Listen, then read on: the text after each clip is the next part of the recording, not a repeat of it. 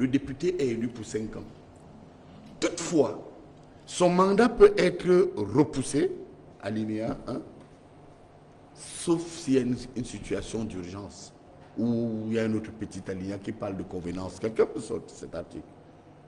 Qu'est-ce qui peut motiver que chaque fois, dans un pays sérieux où le président Paul Biya, qui est mon maître politique, qui s'est déclaré mendiant de la paix, des individus viennent vous dire qu'on doit repousser, on doit repousser. Dans les cercles fermés du pouvoir, nous devons renvoyer pour que, à l'effet de ne pas avoir la candidature du ministre Kamto. Oh, rappelez-vous, vous rappelez, Boni, j'ai dit ici sur votre plateau que, attention, pour éviter tout conflit, j'étais le seul politologue, mes collègues me le reconnaissent aujourd'hui, à dire que ces élections, laissez-les en février, parce que ça peut inciter le président Paul Biya à la négociation, comme lors des élections du 1er mars 1992. Je vous assure que s'il n'y avait pas eu la première élection pluraliste en mars, puis quelques temps après celle d'octobre 1992, le président Paul Biya aurait eu la plus mauvaise surprise de sa vie, parce qu'il n'allait pas avoir le temps de négocier avec Bello Magari, qui avait 68 députés, un Augustin Frédéric, 18 députés, ou le MDR de Dakole Dassala qui a fait 6 députés. J'ai donc dit, techniquement, aux apôtres de la paix et de la médiation et de la négociation politique, qu'il fallait laisser ces élections se dérouler en février. On voit l'équilibre des forces. Très vite, avec mes amis biaïstes.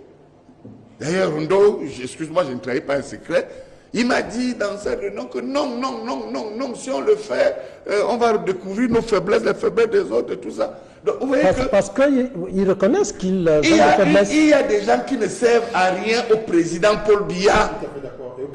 Qui ne servent à rien.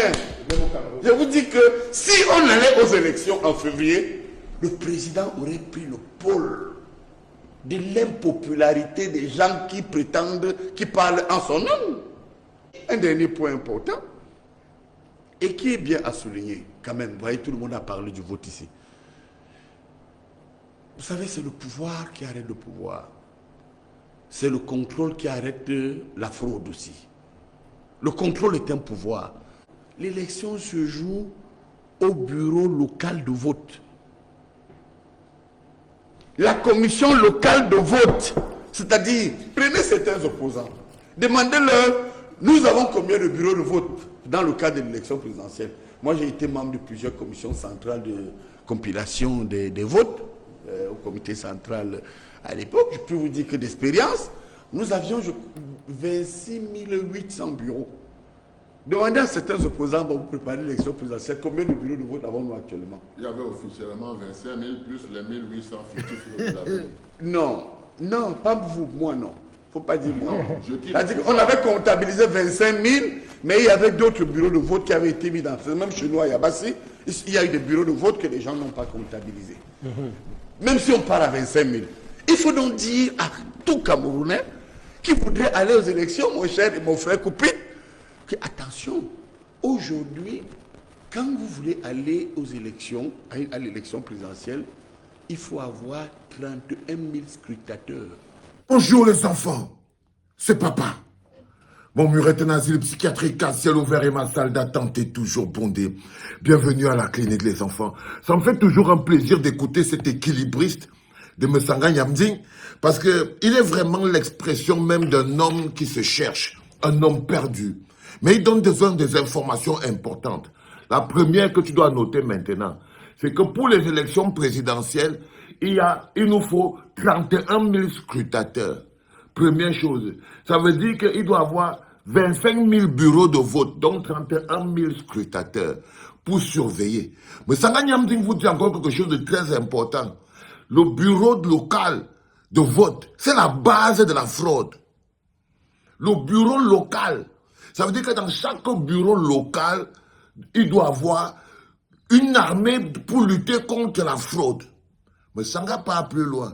Il dit que c'est la force qui respecte la force et c'est le contrôle qui surveille la fraude. C'est le contrôle avec les yeux qui surveille la fraude.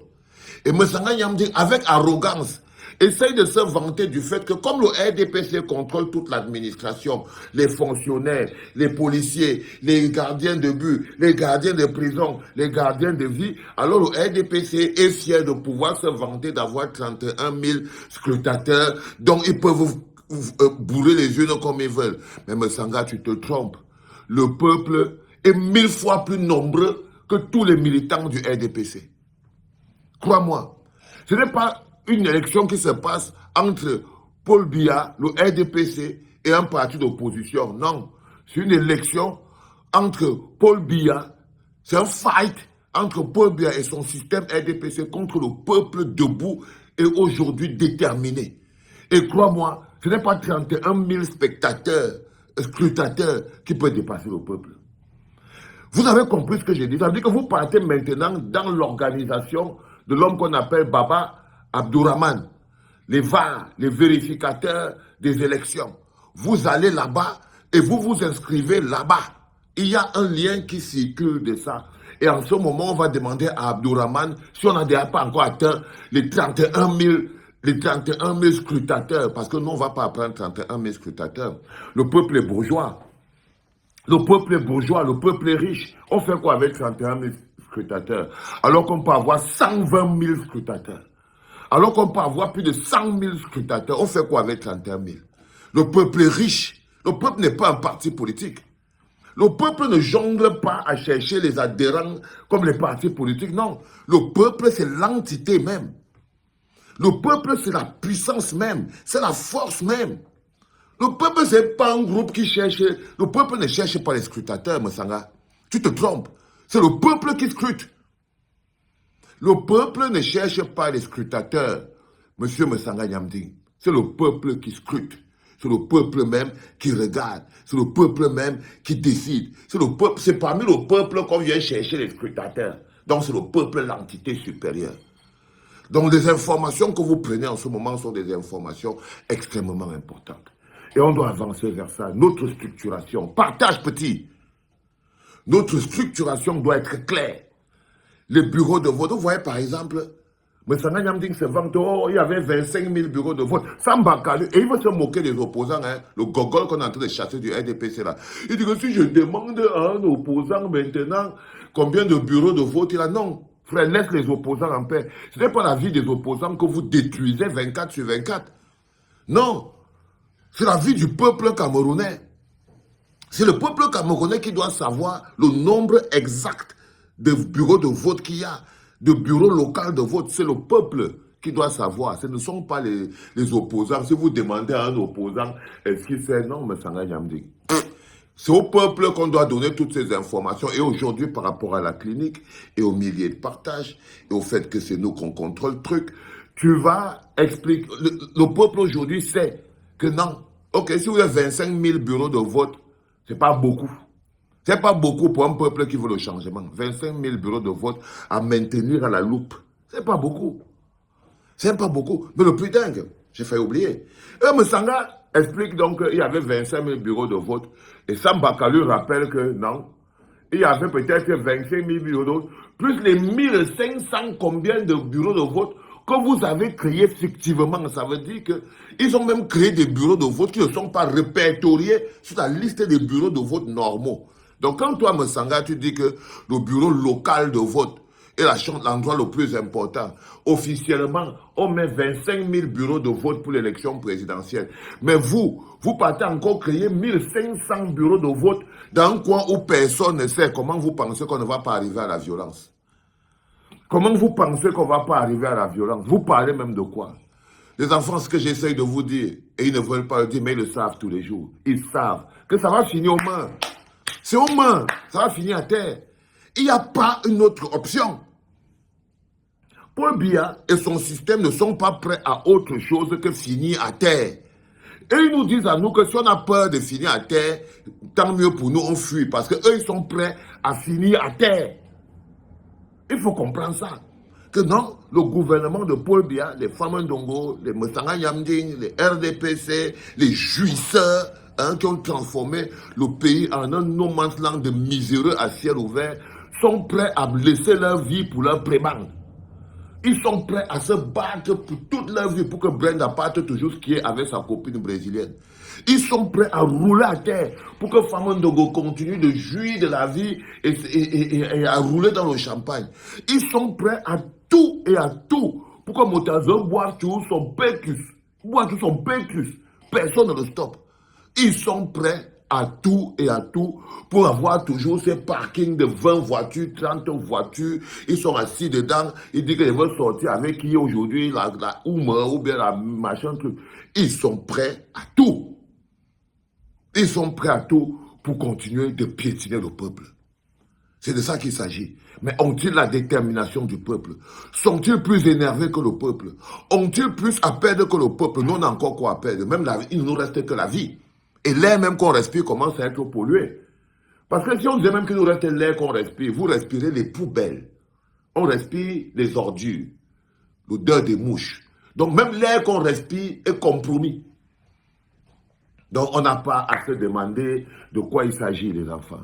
On doit juste s'assurer que chaque Camerounais a l'énergie, la force dans son corps pour aller mener sa part de responsabilité. Parce que si tu restes chez toi, tu es censé être coupable. Il n'y a pas un Camerounais qui n'est pas concerné par cette lutte.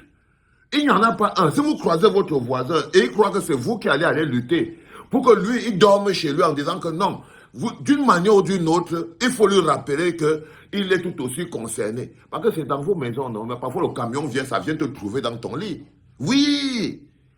Parfois, ça vient te trouver dans ton lit. Et vous qui croyez que vous allez rester enfermé chez vous, à attendre que les autres aillent se battre, pour que vous venez jouir de la vie, ça va vous trouver dans vos lits.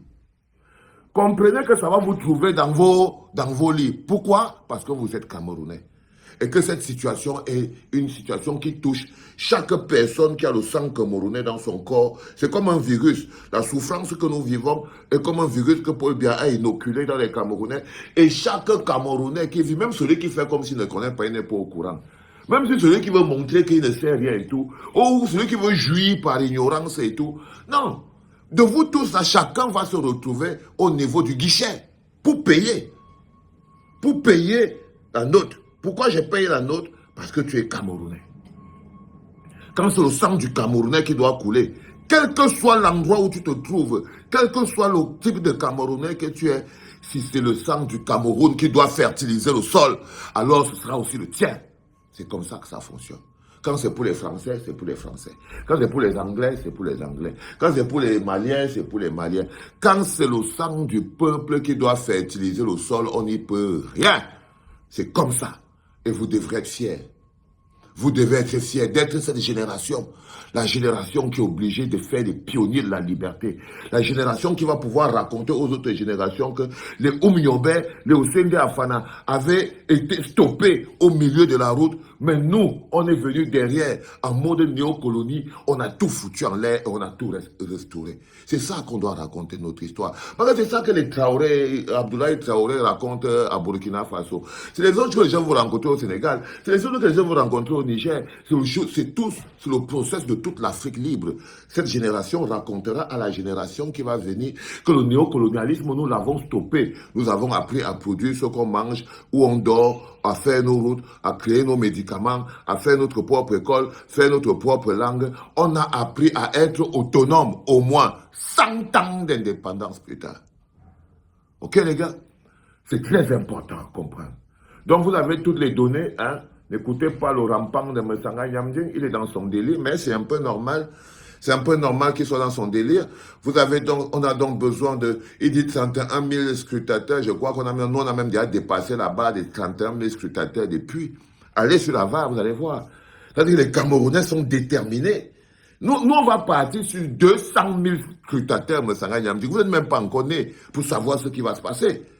Vous n'êtes même pas encore opérationnel pour savoir ce qui se passe. Toi, tu parles de quoi là? Non, on va traquer les bureaux de vote fictifs. Un bureau de vote non répertorié part en fumée. Un bureau de vote non répertorié part en fumée. Une urne qui se balade hors du bureau part en fumée. Une urne attrapée sur une moto en train de partir, ça part en fumée. Une urne attrapée dans une église part en fumée. Une urne attrapée dans un endroit, ça part en fumée. Aussi simple que ça. On n'a pas besoin. Et pour ça, là, croyez-moi, si c'est les scrutateurs que vous voulez voir, vous aurez les scrutateurs là, soc-soc. Vous inquiétez pas. C'était le deuxième en direct de la clinique, les enfants. Charbonnage, hein. C'était papa.